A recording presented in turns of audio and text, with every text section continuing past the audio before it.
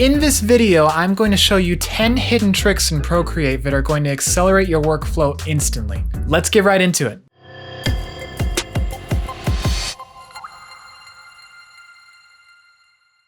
Hey, my name is Alex, and you might know me as Radio Runner on Instagram. Welcome to my channel where I share how to learn and become a more effective artist. So like you saw in the intro, today I'm going to show you a bunch of hidden features in Procreate that are going to make you love working on mobile and think, desktop? Smesh top? No way, man. And seriously, once you learn this stuff, you're not going to want to use anything else. Other programs just don't compare for me. Granted, I don't use a desktop, but hey, I love my iPad. So if you liked this video, make sure to leave a like and subscribe down below because every little bit goes a long way. Before we jump into the video, just let me know what your favorite thing is about the iPad, or if you have any complaints that maybe I can help with you going forward. And with that said, let's get right into it. Okay, so we're hopping into my iPad and we're in Procreate here. And while we're in here, I might as well go ahead and show you a little tip about opening up canvases. If you swipe to the left on a title, you can actually edit an existing canvas. So let's go into our settings here. We've got our canvas properties. Some of you may not know that you can change the background color so that you don't start out with a pure white. I recommend doing that. That way you can get a better sense for your bright values and your mid values. You can go in and retroactively change your time-lapse settings in case you want a specific canvas to not capture time-lapse for you. And in here you've got RGB and CMYK. For those that don't know, CMYK is a color format that works best for print media. Some colors don't show up with what we can actually print, and if you need to print out stuff, you would go to that mode. Alright, so let's hop into a blank canvas here. Now the first thing that I want to show you is the quick menu. This is a feature that not everybody knows about, but once you know about it, it's going to change your life on mobile. So let's hop into the preferences and go to gesture controls. In it, you'll find the quick menu option. If you set this to touch, that means that every time you put your finger on the screen, it's going to activate.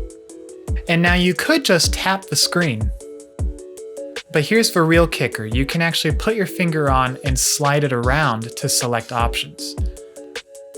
When you set up your custom options, that means you can swipe between flipping horizontally, you can instantly go into paint mode, you can instantly turn to your eraser. And when you go back and forth like that, it really speeds things up. You just don't have to think about it anymore.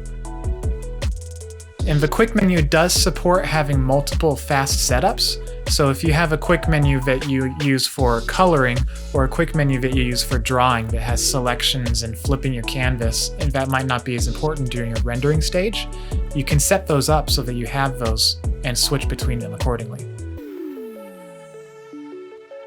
Next, I'm going to show you that if you hold down an icon on your eraser or your smudge tool, it's going to switch that tool to use the brush that you're currently using. So if I'm drawing with this grit rule brush and I want to erase it with the same texture, I'm going to hold down the eraser icon so that it switches to that instantly. And you can see that reflected on screen. Next, I'll try to switch to erasing with an airbrush, but actually I want to paint with it. So I'll hold down the paint button, and now we're airbrushing. The next thing I want to show you is the assisted drawing shortcuts and what I personally have it set to.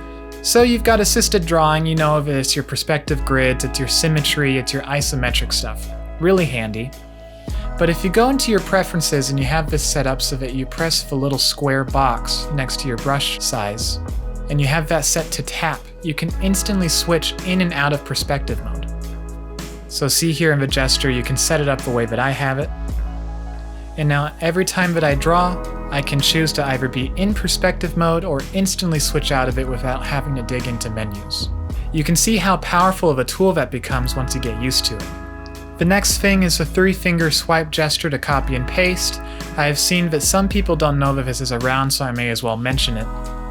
And I think this actually applies through other Apple programs as well, but if you swipe with 3 fingers down or up anywhere on the page, it's going to bring up a copy and paste menu which you can choose to do whatever with. So see, you have quick access to duplicate, cut and paste options to instantly get a selection off of that layer and onto another one. Next up, we have color selection fill. I believe this is a new feature as of Procreate 5X, and if you use the selection tool but have it set to the color fill mode, any selection that you make and close off is instantly going to be filled with value, saving you some extra steps. One cool thing about the color fill mode is that while you're still in your selection view, you can go into the color picker and change it in real time. So if you're not feeling it or you want to see what your selections look like without having to go in and retroactively shift the color, just activate your selection and then you can change it. Another shortcut is to instantly reuse a selection. So if you made a selection and maybe you got out of it or you remembered that you wanted to use it again, on top of having the save and load feature where you can save selections that you have, you can hold down the selection button and it's going to revert to the last shape that you've made in that tool. As of Procreate 5X, Procreate has solved a problem for us with the selection tool, which is being able to adjust the bounding box.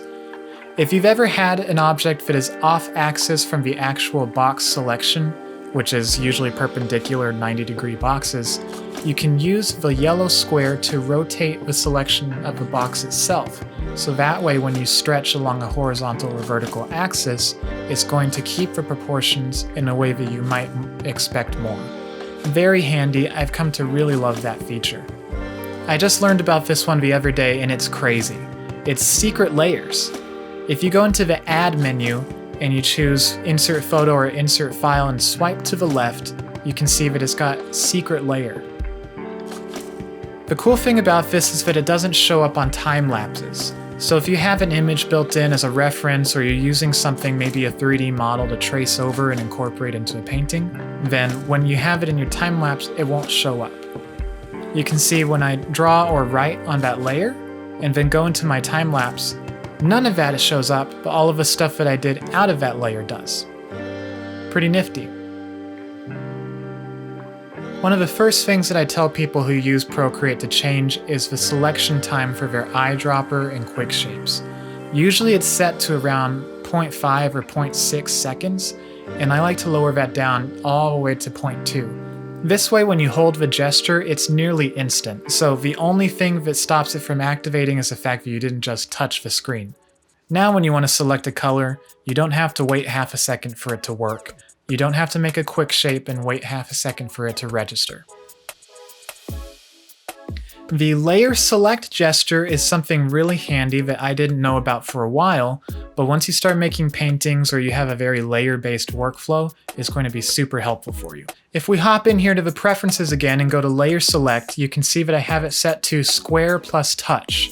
So that means that anytime that I hold down the square on the left of the screen and touch something on the screen with my finger, it is going to bring up a layer select option.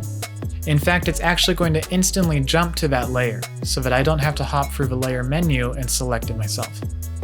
You can see me selecting different elements on screen and the program shows me what layer it's a part of, and that becomes active.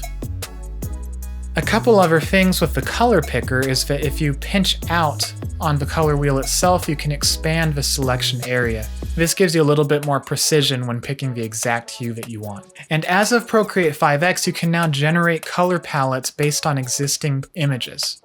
So here I select one of my old paintings and I throw it in there, and boom, I've got a color palette based on that.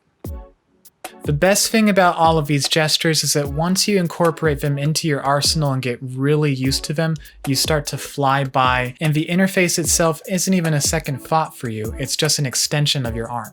If you enjoyed this, if you gained value from it, go ahead and like and subscribe. Share this with other people you know, because I've got more planned along the way. Seriously, I have a spreadsheet with like 100 topics to go through.